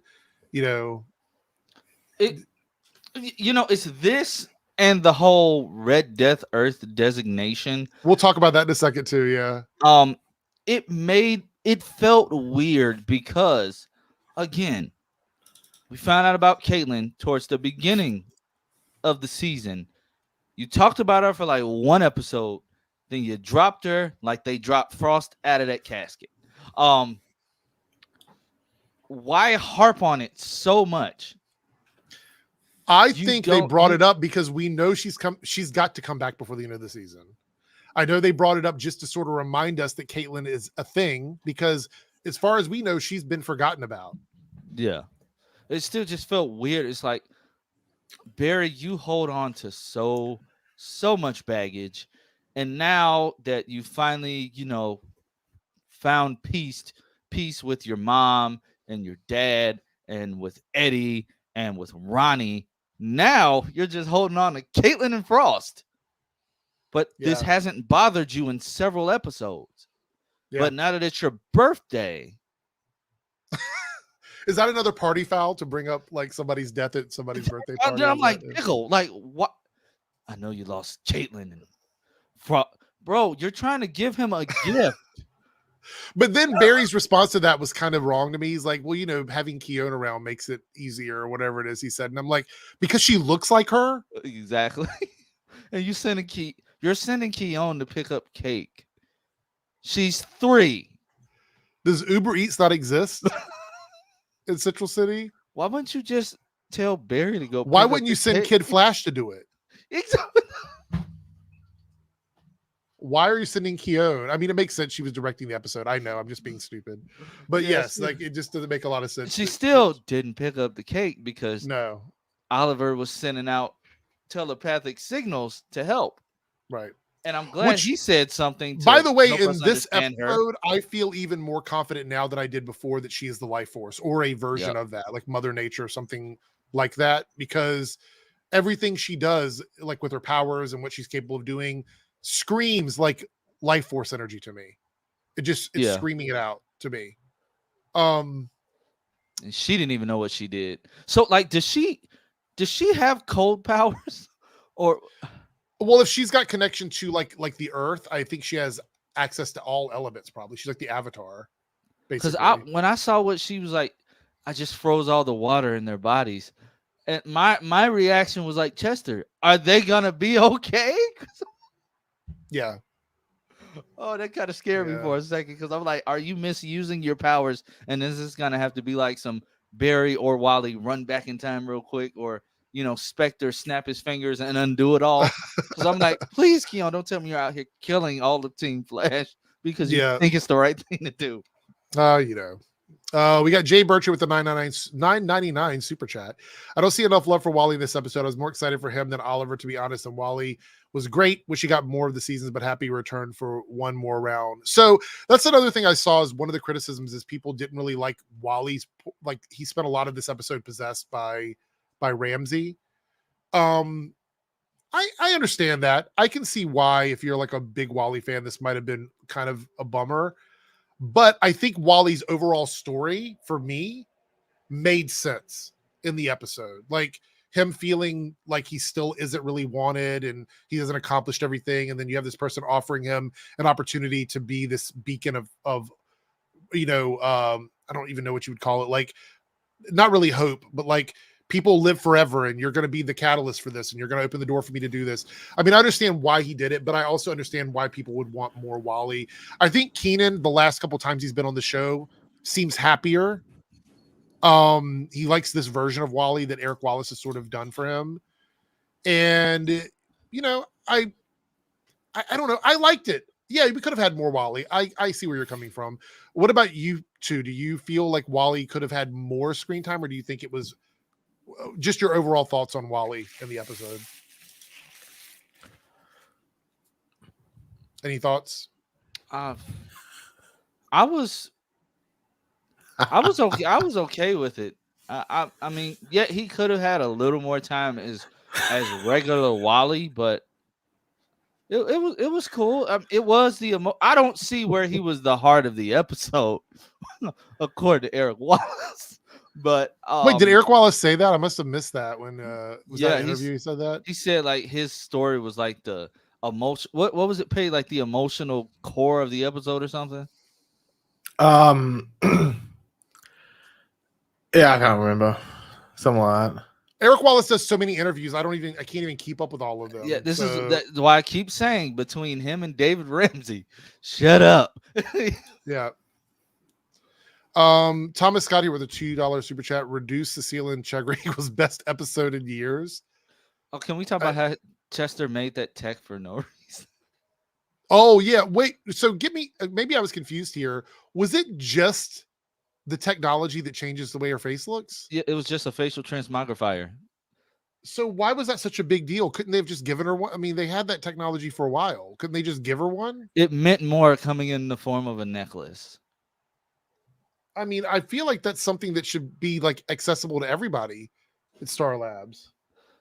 If it was that big of a deal, Allegra, just put on a hoodie when you're out there or something. Well, on top of that, when she uses her power, she glows. Like nobody's Yeah. gonna know who she is. I don't know. They I thought it can't- was gonna be a costume or something like a suit. I still don't see why she cares so much that she hears the people, people asking about it. Like you literally told all Who's your asking about coworkers. Your guess is as good as mine. That's my question. Who is asking about the light meta? What has she done that's been prevalent enough for people to ask about? Well, who? So if you had to put it into like real life, who asks stupid shit?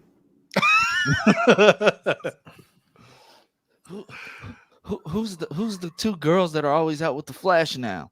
Yeah. It's one that just stands there and looks at you. You know what it'd be? It'd probably be like the equivalent of like a gossip magazine. Maybe. Maybe. I don't know. Like the big places, the big newspapers talk about who the Flash is. Oh, who's the Flash? Gossip. We can't do that. They're doing it. We have to go off stream. Who's this random light matter that is only useful against other light matters? Yeah, exactly. It's we got this covered of the Arrowverse. Anyway, but yes, not having them as a focus point in the episode definitely was better, I think. Honestly. Ashbury with the $5 super chat. Honestly, you could cut Chester and the worthless side characters from the episode, and it would be. I mean, they kind of did. I mean, they didn't have a very big story. This episode just highlighted what a strong supporting cast does. Because the thing is, the episode itself, when you break it down story-wise, it's not an amazing story. It's actually so fucking basic, it's crazy. It is. But it's just, you actually care about the characters that are on screen and their interactions and stuff like that. Yeah. And that's the thing, when Cecile and Barry have a chat, no one gives a shit about Cecile's side. And then Barry's getting dragged into a conversation with the character you don't care about. But when it's even Barry and Diggle or something like that, or Barry and Bloodwork or Wally and Bloodwork and stuff, they're interesting characters. Yeah. So you stay captivated and you want to listen, even if there's not a lot happening. If anything, I think the biggest red flag this episode had was showing that you can do interesting things with side characters if you choose to do it. And they just haven't pretty much this entire season. Yeah. Maybe in the last couple seasons, they really haven't chosen to do that. But we have Oliver come back, and the whole story is that while the multiverse is being attacked, he's not very powerful. So he has to go back to being Green Arrow and having limited Spectre powers. I heard some people groaning about this. This was fine with me. They explained it. It made sense because they explained. Who are these people? Because I feel like they're the ones that would you'd give them ice cream and they'd cry because there's no sprinkles. Like, just fucking eat the ice cream, you idiots. Like, yeah. I mean, they explained in the episode, I'm weakened because the multiverse is being attacked. And that's where the Spectre's powers comes from. Okay, makes sense. I'm good with that. It's comic booky. Works for me. They needed a reason to put him back in the suit. So yeah. I was cool with that. Plus, I think, like I said before, if he came back as any other character, even the Spectre, it would have not have had the same impact that it had. No one wanted to see him back as the Spectre with his hands. They wanted to see him with his bow and arrow style fight scenes. That's, you failed this city. That's what they wanted to see. Yeah. So I have a question. I get, the whole sympathetic thing for I could have watched the entire episode of singing Kramer to Beatty, who was a better chief. That was really funny. That was funny. And Barry was just funny. Like, I'm like, this is a random. I think you're both great. That's like, okay. This is a random thing to argue about, but it's like I still think Joe was better than both of you. But so if I get the whole bow thing, for not cinematic reasons, sympathetic reasons, I get it. But if Oliver could come back and just, pop up in his Arrow suit, Why couldn't he just make a bow? Oh, you mean when he came back and he picked the bow up out of the Yeah. out of the little box? I think it was more like that was a symbolic thing. I think that's all it was. Like because the arrows were obviously magic. Because when he shot the arrows, you could see that there was some specter magic in the arrows. So I think it was just a symbolic thing. It's one of those things where they wanted to pull on the emotions of the viewers, so that's why they did it. Yeah. So Eric, I think so there's some people in the chat that agree. If you say I saw some people one more time, you actually have to show who these people are because I feel like you pulled them out of your ass. They feel like mutants, like the mole people. Just are go they on there? Twitter. They're Do on they exist, Twitter. or are we burying 7 layers deep in the earth to find them? Well, they are West Island people. That is okay. Well, just say that, Eric. Just say that. Don't say. Just say that. Well, I don't know if they're all like I say. He doesn't some want I to don't know if because he's they're going to all end up West on Island Twitter. people. No, Eric's already. Eric's already are gets tagged on Twitter daily. Doesn't matter. No, yes, I do. But they're already included in that conversation, but they're not the totality of the people that are making these arguments. So that's why I don't specify one group of people. Just specify them, Eric. You know who they are. I don't know all of them, so I can't do that. You're probably better for not knowing them. Probably. So we haven't come back, and we got what I think was one of the best fight scenes we've had in a while on The Flash, which is when Oliver is fighting against the possessed police officers. It was like, oh gosh, I forgot how much I missed this. Like when I saw it because it was so great. I was screaming like a little girl the entire time. So I was also wondering. I'm hoping those arrows aren't killing police officers, like just shooting these random. Like Central City police officers, because that would have been not good, right? I mean, they were doing this because they were possessed. Maybe Oliver was able to bring them back to life when he got his powers back. Maybe that's what it was. Maybe it was like, well, actually, no, that still killed them. I was gonna be like, if you really wanted the perfect murder, you just stab someone with an icicle and let it melt. Well, the thing was, people when under my video were mentioning that they came back to life, like they weren't like my cat is trying to walk off my back. That they were that Ramsey was, because of the whole blood work thing, they were able to come back to life, and maybe that's true. Maybe that is what was happening because they were quote unquote. Oh no, yeah, it would have been that thing, the blast of green energy that undid. Didn't it undo? It removed something. Didn't they show it removing something? Yeah. I feel like it did. Yeah. Hello. Oh my gosh. All right. I guess I thought she was gonna lay on my back. Never mind. Sorry about that cat interruption. Anyway, but I love the fight scene. I thought it was really good. And they were basically trying. Well, let's talk about the reintroduction of the multiverse. So we got a confirmation that the multiverse has been around, which we already knew.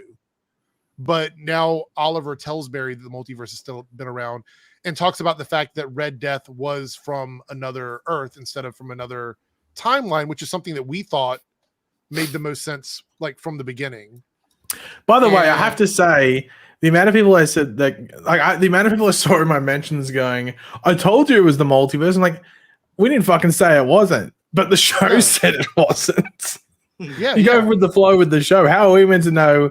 What, 5 episodes later? Yeah, 4 or 5 episodes later, whatever it is, that they're going to just randomly have one line where they say, oh, Red Death was from the multiverse. Well, actually, technically, Barry assuming and then Oliver explaining. Yes. Yeah. What a stupid attempt to deflect. But I will say the fact that it was another Earth makes me hate the first graphic novel even more. Now I will literally never go back and watch it again. I just find it. I find it dumb, and I called it. Because I already said when they released the first trailer and, Oliver was talking about the multiverse, I'm like, this is dumb because if you knew you were going to do this, you could have made the whole first graphic novel so much better and make so much more sense. The cosmic treadmill still, it doesn't work like that with the time travel aspect. Well, so it still didn't make sense. It didn't make sense, but here's the other thing. Oliver said the rules applied to him when it comes to the multiverses when the Spectre can intervene. That was the rules that were set in place, which is fine. I get it. That's why he was able to come back and, help in this situation. But what she was doing also would have affected the multiverse. So why did he not intervene? You know what it is? during that? I'm 99% sure I know what happened, especially considering the placement and the logistics of this episode. They were writing and planning the final storyline, which deals with timeline stuff, and realized the Red Death stuff doesn't make any sense because it should have changed the timeline. Yes. You can't just have alternate timelines. As soon as she jumps into this one, it changes it. Right. And Barry had the map book and it said that she was never there. So it automatically changes it. So they made a multiverse and it was a retcon. So it was never actually planned for that storyline at the beginning. Okay. So you mean the timeline storyline was the initial it was meant to be a timeline thing. And then they changed it because and then they've gotten close to this. Okay. They've gotten close. No, not because of the map book, but because they got to this final storyline. They were planning it and writing it with the Cobalt Blue thing, which involves timeline stuff, as we know, and time travel. And they realized, oh shit, this Red Death thing doesn't make any fucking sense. Let's just use this thing we have in episode 9 as a way to just quickly retcon it. Here's the problem with this though, and this is why when people apologize for this kind of stuff, it just gets under my skin.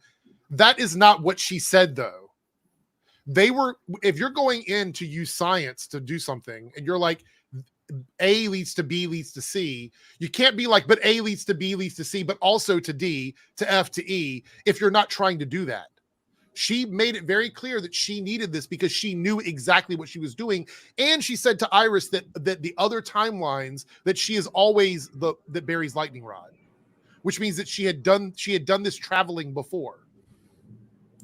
Now, even though Wally did not know that he was traveling the quote unquote multiverse, somehow she was able to do this with a suit with artificial speed force and an accuracy that meant she could have got back to her world. Yeah, I think trying to defend the Red Death, I don't know why, like, I'm not attacking anyone that's doing it, but I think trying to defend the Red Death storyline by saying this was planned is so weak because it was planned to not reveal in that storyline, but then in one quick line in episode 9, which people might miss in passing because it's literally 10 seconds where Barry goes, "Oh, Red Death was not from a timeline." Yeah, it was part of a completely different conversation. So yes, yeah.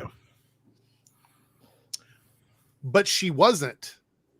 If Red Death was traveling to other worlds, which she made very clear when she talked to Iris that she knew other versions of her, then she's a threat to the multiverse, which is exactly the rules that Oliver put in place. Okay, can we move on? It's such a it's a retcon. It's a retcon. Please stop trying to defend that storyline. It's yes. Clearly, basically, it just goes back to prove that I will not be going back and watching that graphic novel. I have no reason to ever go back and watch that graphic novel. You said you would go back and watch the Hazard episode with Cecile and Allegra, though. So, okay. So Thomas here with the $5 super chat goes, they didn't outright say this, but I felt the end was implying Ollie sent the lightning bolt, wanted them to mirror his speech in the pilot, and we got it. So I believe that scene at the end where Barry and Oliver are talking together over drinks, I think that was the thing that Stephen Amell asked for. Because remember, he said that he had asked for something specific in this episode. I think that was it. I think he wanted that scene to happen between him and Oliver. I was going to say, is either that or his scene with Diggle. Okay, yes, that could be considered part of that too. Because that was, in my opinion, part of like that whole idea of like this episode being so good, like just moments like this between, Barry and Oliver. I don't know if I personally agree with him implying about the lightning bolt because he said the lightning bolt chose you. Maybe that's possible, but you have to remember that he became the Spectre post-crisis. So maybe in this, post-crisis world, maybe he had something to do with that, but he definitely didn't have anything to do with that before crisis because that doesn't make any sense to me. So maybe in this post-crisis world it does, but before that, not so much. What about you? Do you guys think that there was some alluding that the Spectre is the one that sent the lightning bolt, or? I thought when his eyes glowed green, it was him foreseeing to reassure Barry. Maybe. All I'm gonna say is when his eyes glowed, made me jump out my seat a little. Oh, there you go. Say boner. By the way, that was a great shot. I think everybody wanted to use that shot in their thumbnail. That was a great shot of him. So I made him the main of mine. Oh, well, there we go. Here is Journey with the $2 super chat. Can you survive Bloodworks mind manipulate? I mean, it looks Yeah. like that's what Wally did. He was able to break out of it. Which, by the way, was that confirmed that that's something that could happen, or was that the first time we ever saw someone sort of? Because I can't remember. Did Barry just break out of it during the Bloodwork story arc, or Barry was Barry was basically he was in control, but he wasn't. He's the one that convinced him to let the light in with Allegra. Okay, yes, yeah, I remember now. All right. So yeah, I guess there is a circumstance where that can happen, where you can mimic, where you can fight back against the manipulation. I was thinking about mimicking because I'm like, wouldn't Kramer have known that Bloodwork was in the space with them, because she would have been able to mimic his powers, right? Yeah. I also But why? In what way? Like, what would she mimic? No, I mean, like, the fact that she's able, because I'm assuming she's better with using her powers now, which means she would have access to other metas within her vicinity. Yeah, but I think doesn't she have to like actually know that they're there, and it's almost like a actual mimic. Like you look at something, and you go, okay, and then do it. I know. And what I'm saying though is, when she actually got infected, wouldn't she have been able to immediately like just mimic his power and then not shoot out lifeblood like Wally was doing? That was gross. Maybe. I don't know. I am a big Kramer fan. I know it's hard to believe. I'm a big Kramer fan now because I think she's extremely overpowered and they are sleeping on her, because her powers are, she pretty much is like the whole Heroes. I don't know if you guys watch the Heroes TV show, but there was two characters that were able to mimic other people's powers and they were extremely overpowered. So yeah, I don't know. Mr. Mime's not the most powerful Pokemon, so I think that defeats your argument, Eric. So, we're gonna run through all. We got a bunch of super chats. We're gonna run through these because we're running close to the end here. $2 super chat from Thomas. I felt Diggle was underused.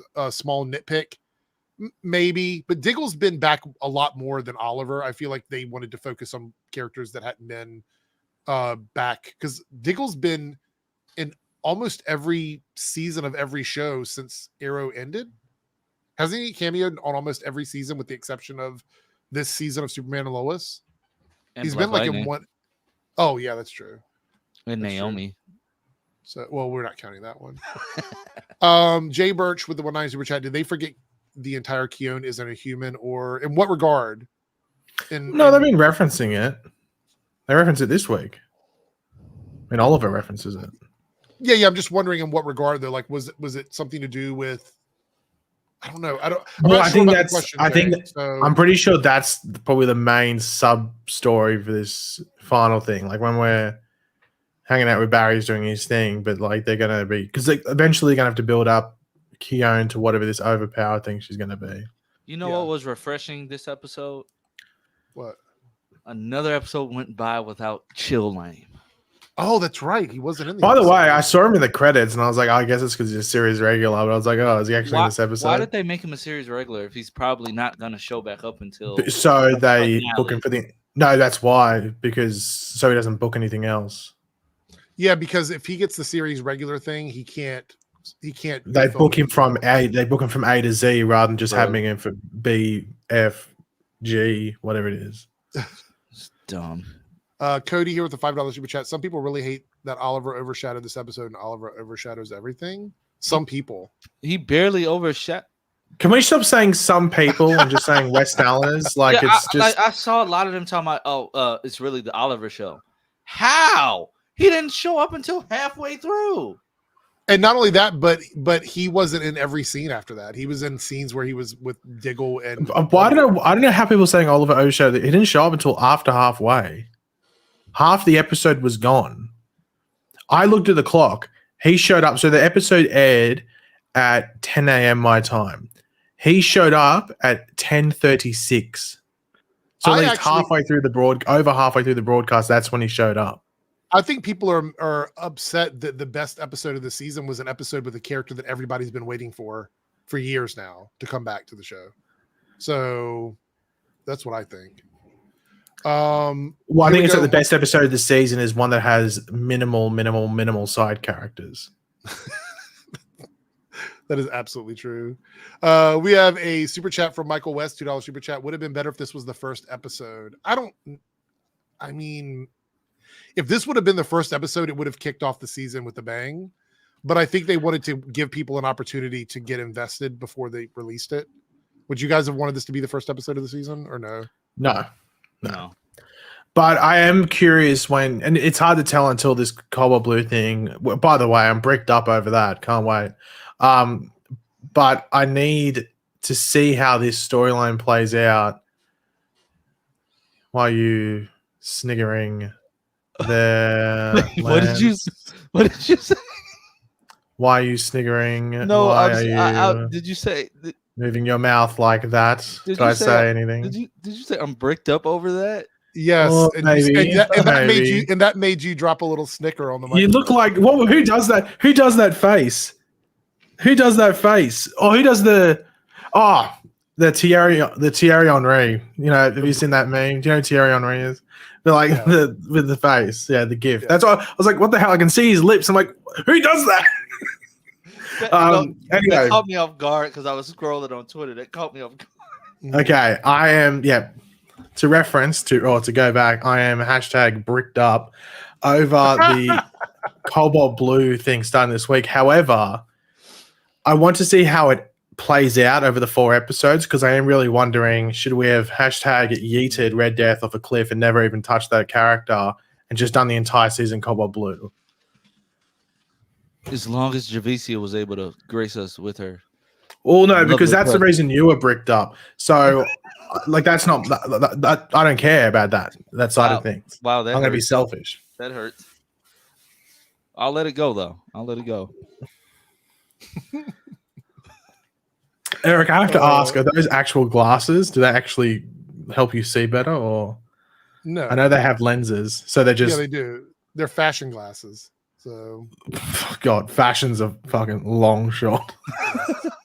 They're fashion glasses. I think they look nice.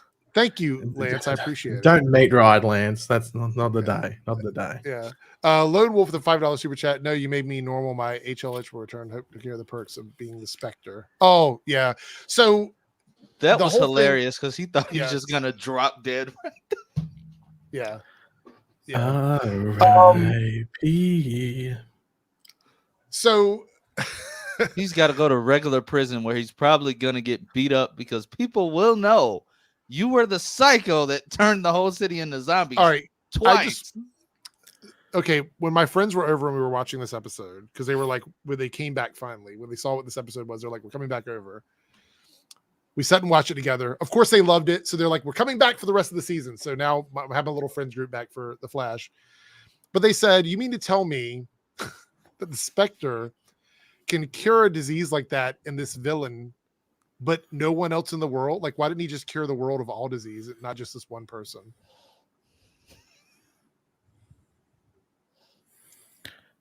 Because life's not fair. You've got to work for it. He sent it out through the multiverse. The next couple of episodes, Lois's cancer will be in remission. And it'll be because of this? Is that why? Yes. Yes, I'm calling it now. They're going to say, did you see the green wave that went everywhere? If they don't say that. Well, I will say that, the idea that he cured the person who created this seems like a waste, because if he gets out, he can just recreate the same thing that he did before. But it's fine. It's fine. I guess villains get cured of their disease and everybody else just has to suffer. I suppose that's fair. Are we going to talk about how Bloodwork just broke the fourth wall and blew everybody's mind like that? I was not expecting him to walk through the entire set of The Flash.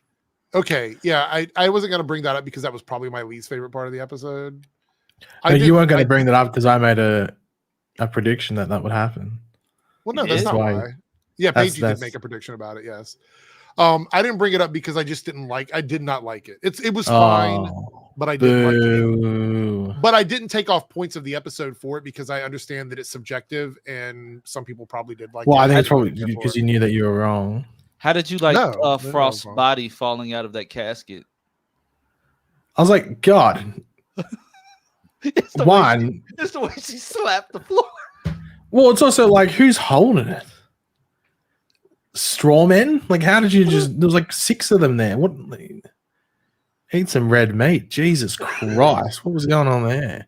But they had the flashbacks thing, by the way, which I thought was funny. It was good to see Mitch Romero again. He lost some weight. You know, Who the fuck is Mitch Romero? The first Blood Brother, the very first one that Ramsey ever made. Yeah, I can't remember. They had to pump him full of dark matter to kill him when he was when Barry was trying to train. Oh, I remember. Yeah, it was good to see him again. You know, standing there waving like a. Does anybody want to give a colorful explanation to Hero's journey? No, because it's hilarious because he doesn't know a lot of terminology. Right. Right. So when you're building a house, and two houses love each other a lot. When you're building your own house, you might look at another house and go, "Fuck, I love that house." So then you're bricked up. That house looks really good, and it makes you get really excited that you want to build your house really quickly. I'm assuming bricked up is how most of us got to be in the world. Oh, there we go. Yeah, just think about it. Bricked up is how you got here, Hero's Journey. So, anyway, moving on. We're not going to go in. Okay. 3Dub, who has been a Team Eric member for 8 months, goes, it's probably because he can see everything on Earth within the multiverse. That's why people are saying he's overshadowed. Talking about Oliver overshadowing the episode. I mean, he's technically the Spectre. Like, I mean, I don't know why people would be pressed about that. So anyway, I really enjoyed the episode. Clearly the best episode of the season, maybe one of the best episodes of The Flash in the last few years. So I really, really liked it. I'm glad that we got the chance. And it looks to be that the final episodes of the season are also going to be really good. So let's hope that that's the case and we don't have another situation with like a Red Death storyline. So in the chat, what are your scores on this episode of The Flash? Let us know. Did you love it? Did you not love it? And yeah, just give me your thoughts and opinions. Give us your numeric score for this episode. We have a couple other super chats, and somebody did bring up that Eric Wallace tweeted out about, I went to look. Now his Twitter is locked, so I don't feel comfortable like sharing it on screen, but I will. Eric. What? That's the point of privating your Twitter, right? Girl was said. Anyway, he's going to send you a cease and desist. Eric, you can't show my Twitter. I will wait till the season is. I will wait till the season is over before I do that. He does. Do you think he will unprivate his Twitter once the series is done? I don't know. To talk about how he's taking over the Swamp Thing film. Hope not.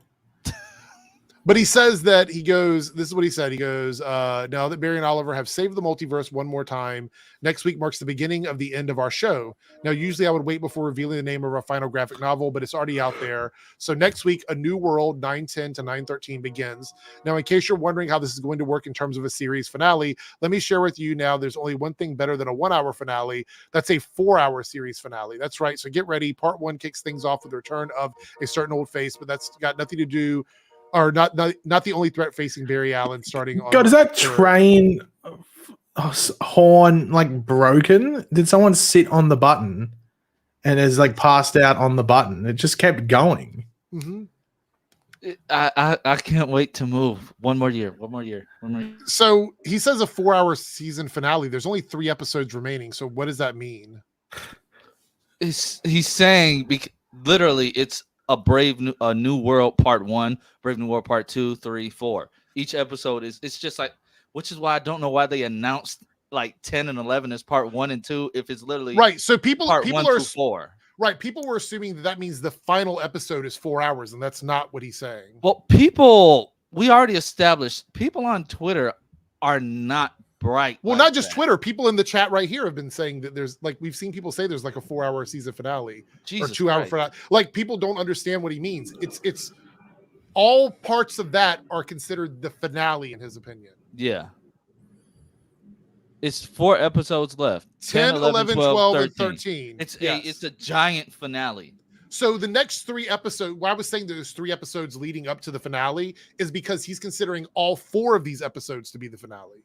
Yeah, it's no 2-hour last. The last episode is not 2 hours. It's 4 hours, 4 episodes. It's just 4 for episodes. 4 hours. It's just gonna be like it's gonna be like balls to the wall action and amazingness. I don't know how else Balls to the say it. walls. I mean, am I it's- wrong here? I got the No, impression you're- that he meant we do have a finale, but the next 3 episodes that are numeric, the New World title, that those are all the series finale, right? Yeah, it's all like it's a 4-part finale. Just think of it like Armageddon. It's a 4-part finale. Yes. So everybody, it's not a like on whatever day the finale is airing. It's not a 2-episode thing. It's just That's why Eric Wallace we were does waiting bad for interviews. Armageddon. He does bad interviews. He does bad writing. And what's better than a 1-hour series finale, a 4-hour one? And I'm like, oh yeah, you just confused a bunch of people. See, like right here with Hell's Bells, this is exactly. Does this mean the actual last episode is going to be an elongated final 10 minutes that you usually get in a season finale, just all the happy bits? No, he literally means that the next 4 episodes are the finale. That's it. That's what he means. There's no extra time in the finale. The last episode, it is all the next 4 episodes are what he's considering the finale. He made it very confusing. It is 13 episodes. Episode 10, 11, 12, and 13. They are if you watch them on TV. If you watch them live, they were hour long with commercials, which is what he's talking about. He's not talking because the show's not a streaming show. It's a show that airs on TV. Yeah, Thomas, that's basically, I mean, that's what any story He made is. it confusing. I apologize that we have to explain this to you guys. I do, because he made it very confusing with this tweet. But he's talking about the next 4 weeks on network television are what he considers to be a 4-hour finale. But he's talking about with commercials. So it's very confusing. I get it. He's not talking about streaming. It's nothing to lie about. It's not him lying. It's just him wording it horribly. Yes. So each episode, it's literally a New World Part 1. A New World the Part show 2. is 60 minutes long with 18 minutes of commercials. Yes, that is the way it's always worked, and that's what he was referring to. So yes. Thomas, I don't think it's going to be boring with Eobard showing up and we potentially getting the that one fateful night that we've been waiting to see for so long, and then with all the other big bad showing up. By the way, showrunners do lie all the time. Like we've already established this. Showrunners lie all the time because they have to. I don't think it's a half lie though. I think that this instance he told the truth just badly. Yes. Like that's horrible. Like he should go edit that. This is why you need never mind, their interns suck too with some of the stuff they put on the Flash page. Yeah. So okay, here's you guys. All you guys need to know is the finale is not 4 hours. They're gonna be sitting there waiting the day up. We have 4 episodes of the Flash left. The finale is not going to be 4. You're not going to tune in on episode 14 and get 4 hours of the Flash. It's 13. not going to happen. Or 13. Yes. Now they're going to be looking for episode 14, Eric. There could be 14. There could be 15. There could be 16. We could be getting a secret full season of the Flash. Basically, when you turn into the final episode of the season, it's not going to be 4 hours. Just know that. Who has an airplane flying overhead? That's Paigey. It's gonna fucking. Oh no, it's sorry. It just avoided me. I thought it was coming Lone straight. Wolf with the $2 super chat. Eric, Paigey, Lance, you have failed this city. We all failed the city. I don't know what that means, but feel bad. I agree with that sentiment on Eric. He's been pretty poor today. Poor form. All right, I think I've been pretty good. Lance, I'd probably put him in there for most improved. I think I've been MVP though. I think I've been an outstanding today, considering the circumstances. Eric, as I said, you just got to look. I don't know what you're going to do, but you just got to sort yourself out. That's all I can say. It wasn't that Barry though. Like it wasn't this Barry that stopped his pass. So Oh, yeah, this is the next super chat. We got 4 super chats. We're going to answer these and then we're going to wrap it up. But Staggerworth, the 4.9 super chat, because I think we're finally going to know the full reason why Barry stopped his past self from saving his mom in the upcoming episode. So I do believe that this is going to be part of the episode. I fully believe that we are going to cover this. But this is the Barry we know now, not the Barry from back then, because that was a different. We're past Crisis now. So everything that happened in the earlier seasons, although I have a very sinking suspicion that Eric Wallace is going to forget that Crisis changed a bunch of stuff, and he's going to you know what I'm saying? But what did it change in regards to this? Well, because we don't know exactly how that happened because we have not seen this scene again since pre-Crisis. Exactly, so he can play with it how he wants. Well, no, that's what I'm saying. But people that are expecting it to be like it was back then, don't go into this thinking it's going to be a recreation of that scene shot for shot. I think it's going to be. I think it's going to be a very, very, very. If that is what's happening, because it's very important to remember, it's not confirmed that's what's happening. It's just giving the, you just have most people having the assumption it's going to be the case, and I think that's going to be the case based of it as well. Most people or some people. Most people, not some people. They're probably thinking that Iris is going to magically time travel with a gun or something like that. But don't we already know why he stopped his past self? Because it could F up everything. Yes. No, so he allowed Reverse Flash to come in and it made Barry fade away. Yeah.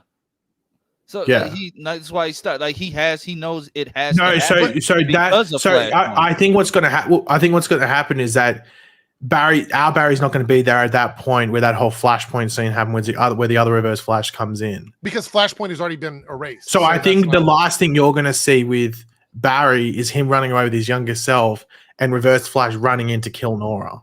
Yes, that's it. That's what I feel think bad for Nora at this point because it's like 40 people in that house wearing red and yellow, just zooming past her, tackling each other. Well, why does it matter? Know when she's gonna die. Yeah, but she dies anyway, so that's why it doesn't really matter. There's no PTSD there. But I think that's the big thing is that I don't think it affects the Flashpoint thing because our Barry won't be there. Yeah. But then again, if they want to, then they can just replay the stuff from season 3 and how that plays out if they want to. But our Barry can't be there to see it. Yeah, that's unless he's looking through the window going, "Oh, let me watch my mum die." I don't think he'd do that. Yeah, no. He's probably gonna be like, "No!" Just screaming. And Lone Wolf had a $2 super chat here that kind of covers what we were just talking about the predictions for next episode. So I do think that's what's going to happen. I think this will confirm for us. So this episode is going to serve 2 purposes. It's going to clear up how things happen in this post-crisis world because we'll definitely see that, and it's also going to clear up stuff with Reverse Flash. And it's going to set up the Cobalt Blue storyline. So I'm very intrigued to see. The thing I'm very intrigued to see is just how Barry gets it. Does he touch the crystal? Does he just does he know it's, I guess we'll just say Rick Cosnett that's doing it? Or is that something that's revealed at the end of the episode when he's still confused, I guess, to why? Because I'm assuming I'm sort of confused actually. Does he have his speed at the beginning of this episode or does he not have it? Is he out of touch with the Speed Force? Or is it one of those similar situations where he's blocked in and he can't travel forward? Oh, you mean how he gets lost, basically? Well, why is he there? They're going, like, "Oh, I'm stuck." Is it because he doesn't have his speed or because he can't go forward in time? I think, okay, so I have a theory about that. Because then at the end of the episode, we see him in the Flash suit. So I'd assume that he can run. Yeah. But I think my theory is that for the first time since maybe Armageddon, we're going to see how time travel affects Barry when he's not the person doing it. When someone else is in control of that time travel. Yeah, yes. I think somebody else is manipulating time and Barry is just kind of along for the ride. That's what I think is happening.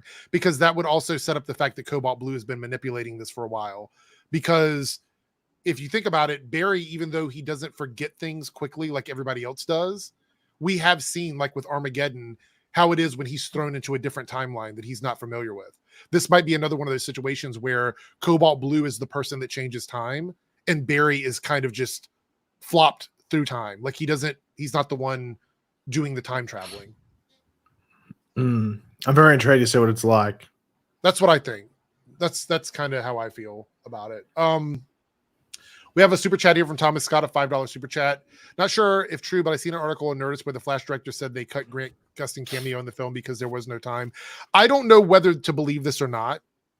I know a lot of people are like going off on it saying, oh, well, you know, you can have this character and that character, whatever. Yeah, that's fine. But we don't know if he's telling the truth or not. Do we really want to know? Like a genuine question. Do you really want to know about this before you go into the movie? Or would you rather be surprised when you're watching the movie? I'd rather be surprised. That's the question. So would I. And plus, he's not going to spoil it because people at CinemaCon didn't see the full film. Okay, do you want me to read the disclaimer that comes across with these early screenings that people are going to see or have seen already? Yeah, go ahead. This is word for word the disclaimer from Warner Brothers. You're so in the know. Please note that this will not be the final cut, more of a director's cut, as there are some spoilers that Warner Brothers would like to hold back on until release in June. And keep in mind, the director's cut still blew a bunch of people away. So now the question is that we know the one thing that we do know is that after credit scenes weren't shown. So is that it, or is it stuff within the actual film? Because it's also come out today that they've just finished the VFX. The VFX is officially done now. Yeah. Also, James Gunn did an interview where they asked him about Ezra's future in the DCU, and he said we're just gonna have to wait and see, which means that they have not made a decision yet on whether or not they're going to continue. Oh, I think I think they're going to stay. You think Ezra's going to stay? Yeah, the way this film is getting praised, they're praising their performance. Ezra's going to be locked in. Yeah, Ezra's going to be locked in. Now, this was from earlier. I hope Staggervore is still here because this was from like almost 45 minutes ago. But I didn't want to address this till now because we were covering other topics. But Staggervore, hope you're still here. If not, hopefully you see this on playback. Thank you for the $9.99 super chat.